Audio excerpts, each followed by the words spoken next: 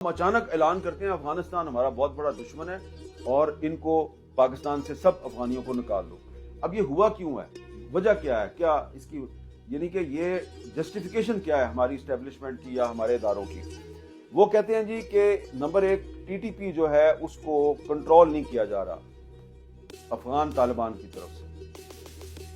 لیکن ایک اور بات بھی ہے جو کھل کے بتائی نہیں جا رہی عام پاکستانیوں کو، وہ یہ ہے کہ جو انڈین انٹیلیجنس ایجنسی ہے را، جو کہ 1947-48 سے ہی انڈین گورنمنٹ پاکستان کے اندرونی معاملات میں مداخلت کر رہی ہے، اور را جو ہے وہ تو کافی پچھلے کئی سالوں سے مداخلت، وہ اشرف غنی کے دور میں انہوں نے این ڈی ایس جو ایک افغان انٹیلیجنس تھی اس کے ساتھ مل کے انہوں نے پاکستان میں کچھ خفیہ سیل بنائے ہوئے ہیں، اور یہ لوگ جو ہیں یہ پاکستان میں ٹارگٹ کلنگ کرتے ہیں. کنٹرول ان کا انڈیا کی انٹیلیجنس ایجنسی کے پاس ہے. پاکستان میں جو ان کے فٹ سولجر ہیں وہ افغانی ہیں جو کہ ٹرینڈ ہیں این ڈی ایس کے اور افغانستان کی فوج کے سابقہ ملازم ہیں. یہ کراچی میں بھی ٹارگٹ کلنگ کرتے ہیں، یہ لاہور میں بھی ٹارگٹ کلنگ کرتے ہیں، ایون آزاد کشمیر میں جا کے ٹارگٹ کلنگ کرتے ہیں. اور ان میں سے کچھ پکڑے گئے ہیں. کہاں سے پکڑے گئے ہیں؟ اسلام آباد سے پکڑے گئے ہیں، اسلام آباد سے پکڑے گئے ہیں. اور اب پاکستان کی جو ریاست ہے اس کے پاس ثبوت موجود ہیں کہ یہ انڈیا کے ساتھ مل کے کون سا افغانی پاکستان کے کس شہر میں کس کس کی ٹارگٹ کلنگ میں ملوث ہے. لیکن کیونکہ اس میں ہماری بھی کمزوری جو ہے وہ سامنے آتی ہے تو ہم بتا نہیں رہے. لیکن بطور ایک پاکستانی شہری کے ہمارا یہ رائٹ ہے پوچھنا کہ آپ یہ بتائیں کہ یہ کچھ مہاجرین تو اس وقت آئے نا جب افغانستان میں روسی فوج تھی، کچھ مہاجرین اس وقت آئے جب 1992 میں افغانستان میں خانہ جنگی شروع ہوئی.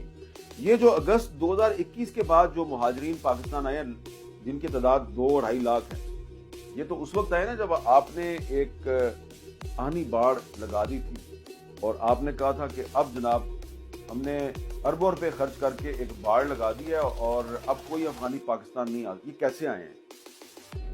یہ ویزا لے کے آئے ہیں؟ کیا 2-2.5 لاکھ لوگ ویزا لے کے آئے ہیں؟ نہیں، ویزا لے کے نہیں آئے.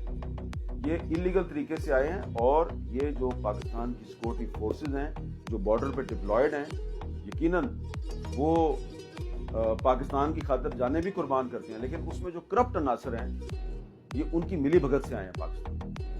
اور یہ جو افغان این ڈی ایس کے لوگ انڈین انٹیلیجنس ایجنسی کے ساتھ مل کے پاکستان میں ٹیررزم کر رہے ہیں، اور ٹھیک ہے آپ نے اسلام آباد سے پکڑ لیا ان کو آپ بے نقاب کیوں نہیں کر رہے؟ بتا کیوں نہیں رہے پاکستانی قوم کو کہ یہ کچھ ہو رہا ہے؟ اس لیے کہ اس میں کمزوری سامنے آتی ہے. وہ بھائی کمزوری کو چھپائیں نا، کمزوری کو سامنے لائیں تاکہ لوگوں کو پتہ چلے. اور یہ طریقہ کار یہ نہیں ہے کہ آپ زبردستی 1 مہینے میں سارے افغان مہاجرین کو پاکستان سے نکال دیں. اس کے لیے ایک بین الاقوامی قوانین کے مطابق ایک طریقہ کار ہے کہ جو ریفیوجیز کی ایویکویشن ہے اس کا کیا طریقہ ہے. اب رحمت اللہ نبیل جو این ڈی ایس کا سابق سربراہ ہے وہ تو خود کہہ چکا ہے کہ ہم نے انڈیا کے ساتھ مل کے پاکستان کے خلاف سازشیں کی اور انڈیا جو ہے وہ اب ہمارے ویزے کینسل کر رہا ہے. دیکھیں ذرا کیسی عجیب بات ہے.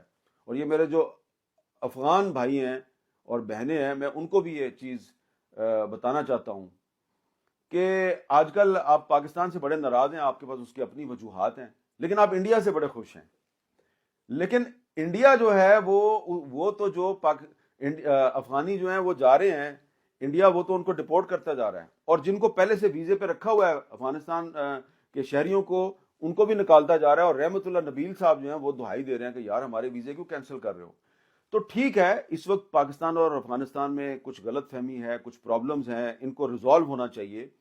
لیکن جو میرے افغان بھائی ہیں ان کو چاہیے کہ ذرا صورتحال جو ہے اس کو سمجھنے کی کوشش کریں کہ افغانستان جو ہے نا یہ اس کا ایک حکمران تھا سردار داؤد. تو سردار داؤد جو ہے اس کے پاس ایک دفعہ ایک صاحب ہے، ان کا نام ہے جمعہ خان صوفی، وہ گئے. اب جمعہ خان صوفی کون ہے؟ یہ ایک پاکستانی پولیٹیکل ورکر تھے، ان کا نیب سے تعلق تھا، اور یہ نیب کے ساتھ کے ان ورکرز میں شامل تھے جو افغانستان میں بیٹھ کے پاکستان کے خلاف سازشیں کر رہے تھے. اور پاکستان میں تخریب کاری کرواتے تھے، جمعہ خان صوفی صاحب. تو جمعہ خان صوفی صاحب جو ہیں اب پاکستان واپس آ گئے. واپس آ کے انہوں نے کتاب لکھ دی. کتاب کا نام ہے فریب ناتمام. اور اس میں انہوں نے لکھا ہے کہ کس طرح سے ہم افغانستان میں بیٹھ کے پاکستان کے خلاف سازشیں کرتے تھے. تو میں یہ افغان بھائیوں کو بتانا چاہتا ہوں کہ ٹھیک ہے، آپ یہ کہتے ہیں جی کہ پاکستان نے افغانستان میں بڑی مداخلت کی ہے، پاکستان کی پالیسی ٹھیک نہیں تھی. آپ صحیح کہتے ہیں، پاکستان کی پالیسی ٹھیک نہیں تھی. لیکن پاکستان کی پالیسی کیوں ٹھیک نہیں تھی؟ کیونکہ افغانستان کی پالیسی بھی ٹھیک نہیں تھی. سردار داؤد صاحب جو ہیں وہ بھٹو صاحب کے دور میں ان کے ایک قریبی ساتھی حیات محمد خان شیر پاؤ کو پاکستان میں قتل کروا دیتے ہیں، اور اس کے بعد پھر نیب پر پابندی لگتی ہے، اور نیب والے جو ہیں وہ افغانستان میں جا کے بیٹھتے ہیں.